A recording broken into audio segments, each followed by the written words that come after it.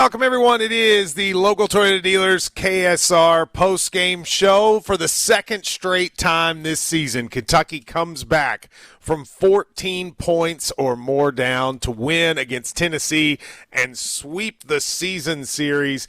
Another absolute thriller as the Cats win 74-71. I'm Matt Jones, 859-280-2287. Ryan Lemon is in Lexington. I'm in San Francisco. So we I have Billy and Mario and Drew waiting outside my room because we are about to go to this Super Bowl party tonight. But I couldn't leave here without talking a little bit about this game, Ryan. It was an exciting victory. Yet another one where we fall way behind. Yet another one where we have a ton of grit to come back. And yet another great night for Kentucky in a really bizarre but fun season. I guess we should get to the point where we should learn that, hey, they got a lot of fight in them that second half. Don't give up on them, because once again at halftime I found myself, okay, they're about to get run. Tennessee was hitting everything. They're down 14 points at home on their home floor. But once again, they showed a lot of fight. Bring it back. Get that win. It was unbelievable. I mean, first of all, you got to give the credit to this team for its heart. I mean, they are – I do not think – this is not the most talented team in the world, but this is a team that plays hard and has, since they've had all these injuries, they've had to find their roles. They've had to find exactly what they're going to do. All these guys that play, and, now it's basically down to a 9-man rotation. A lot of the times it's kind of down to 7. And the 7 guys that play, they each play through their weaknesses, and I give them a lot of credit. They have completely sort of outperformed where I thought they would be after the injuries led to 3 players going out. And 18-7, 8-3 in the SEC, 2 wins against Tennessee, 1 at Arkansas. So I just want to go over a few things before I hand it to Ryan to take everybody's calls. We were going to have Ryan's guy Carl Ravitch on. He wanted to come on, but we went too late. You would have been excited, Ryan. That's your guy. I love Carl Ravitch. I was so excited. He wanted to come on. Let's call him anyway. Come on. Well, he said it got too late. I understand. The 96 team went a little while, so he couldn't wait anymore. But a few things to talk about. I think the key to this game was down the stretch. Obviously, Kentucky fell down early, came back. It was kind of a rock fight in the middle of the second half. But guys play. So you start with Otega-Oweh. In the first half, he even though he had 12 points, I kind of was disappointed in how he played, especially defensively. Not in the second half. I mean, I thought the decisions he made, the reverse layup to take the lead, and then the pass to Colin Chandler for that 3. Obviously, Chandler, huge making the shot. He's made big shots and big plays all year. But that pass, there is a time Oweh would have taken that to the basket, maybe he'd have drawn a foul, maybe he would have gotten blocked. He made the right read. And also clearly had trust in Colin Chandler to give him that opportunity, and Colin was buckets. And then on the very next play, he runs back on defense, guards Nate Ament, makes him take a tough shot in which he is in his face, and he misses, and that starts the process that leads to Kentucky winning the game. You got to give Oweh a lot of credit. There are times that sometimes I sit there and go, man, I know you can give more, but then there are times that he gives more than as much as anybody that's played here. It's not always 100%, but he comes through in the clutch. And I was really proud of him tonight in how he performed. Obviously, Colin Chandler hits a shot. Huge 3. One of the, you get a look like that. If you miss it, the team probably loses the game. I mean, if he misses that shot, Kentucky loses. He makes it, they win. Massive shot. And like I said, you go back to the Tennessee game in Knoxville where he got the steal, the pass against LSU. He's done this all year long. I thought Aberdeen was good again, making good decisions. They now will put the ball in his hands at these end-of-game situations, and I think so far he's done the right thing, and he made free throws. Okay, he made the free throws that cut the game to 1, and then he made the free throws that basically put the game away at the end. You need guys who make them, and some of the other guys had struggled. Malachi Moreno, I thought, had a couple big plays. Diabate's rebound. I don't know how Tennessee lets him get that rebound. But that's a huge rebound and the presence of mind to get rid of the ball because he's not a great free throw shooter and to get it to Chandler, who ended up missing. But still, that is a massive rebound that Kentucky might not win if he doesn't make. So all of those guys making plays down the stretch, Ryan, without having the star power. And I think I said at halftime, Kentucky doesn't have a guy like Nate Ament who can go for 29. They don't have a guy like the game before we saw with Caleb Wilson. All these guys have to contribute if they're going to succeed, and tonight they did.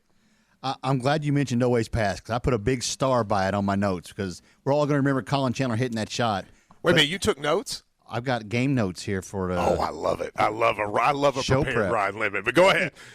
He drives down in traffic, gets underneath the basket. He's kind of in trouble. And yet that pass he made, kind of a backhanded pass to find a wide open Colin Chandler. You're right. That was amazing. And he doesn't get enough credit for what he did defensively against Acuff against Arkansas, and then the second half today against Gillespie. They made the switch at halftime, put Chandler on.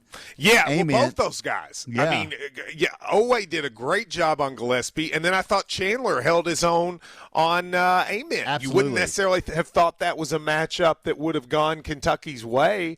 And even though Ament scored, I thought he limited. He made him take hard twos. Yep. Now, he made a couple, but he made him take difficult shots. And, Ryan, I think when you consider he had 19 in the first half, if you told me at halftime, he'll only get 10 in the second half, you take that all the time. Yeah, it wasn't working away on Ament in the first half. So they made the switch. And to Colin Chandler's credit, he's a couple big defensive stops. I think he kind of frustrated Ament a little bit. And Gillespie was a non-factor the whole second half, so Oweh deserves all that credit. He just completely disappeared. And it was weird because Kentucky got completely out-rebounded and physical through most of the game, but they scored more points in the paint, which is a weird dichotomy. But it worked out. I thought the Rupp crowd in the second half was amazing. I mean, I the only thing that has bummed me out about this trip is having to miss that game in Rupp Arena because I am sure it was an awesome environment. It's hard for these games to sound loud on ESPN because of the way they put the mics in Rupp. I never think it sounds loud. It actually sounded loud, Ryan, a few times tonight, and it looked like the crowd was into it, and I think it made a difference. You could see a couple of the Tennessee guys, especially the non-Ament guys, when the other guys had to shoot. You could just see, Ryan, the environment, I think, was having an effect on them. KS Bar has always been a good barometer for what we think what the crowd's going to be like at Rupp. It was packed at 2:30 this afternoon and was packed all the way up until tip-off. And usually we have tickets kind of floating around. People want us to give away tickets. No tickets. None today. Everybody wanted to go to that game. This is what you want. I mean, it's a Saturday night game against your rival. They obviously brought out the denim. I liked the denim. I thought they looked really good. I thought it was great that they made that comeback in front of the 96 team. It was cool hearing a lot of those guys right here on the post-game show. Just an awesome night. An awesome Kentucky basketball BBN kind of night, which is what you want. At the end of the day, we are Kentucky fans for nights like this. I don't know how good this team is in the bigger picture. They still have weaknesses. They still do things sometimes that'll drive you crazy. You keep thinking you can't keep falling down by these huge margins and coming back. But even with all that said, I love the way they fight. I love how hard they play. I love that they don't quit. And I also love that, this is a group who, you go back to the non-conference, there were all kinds of issues at play. They didn't seem to like each other. You never knew who was going to play in a game. Yeah. Then you had these injuries. It was this and that. It has now shifted to a different thing. And I think you can say that virtually every player on the team is playing better now than they were then. And that's what you want. That's what you ask your coach to do. Can you get the best out of what you have? And when you consider who's on the floor for Kentucky in these situations, Ryan, I think Mark has done an amazing job at getting this team to play at this level. Do you wish you had other players? Sure. Do you wish these guys hadn't gotten hurt? Sure. But to have Denzel Aberdeen, who's not a point guard, be your point guard, to have Colin Chandler regain his confidence, to have Malachi Moreno develop into an NBA prospect before your eyes, to have Yelovich go from not playing to end up being a starter and making big plays, to find a way to demote Diabate and Garrison but still get productive stuff out of them. And then Owe to go from kind of what was a disappointing first half into the season we had hoped he would have.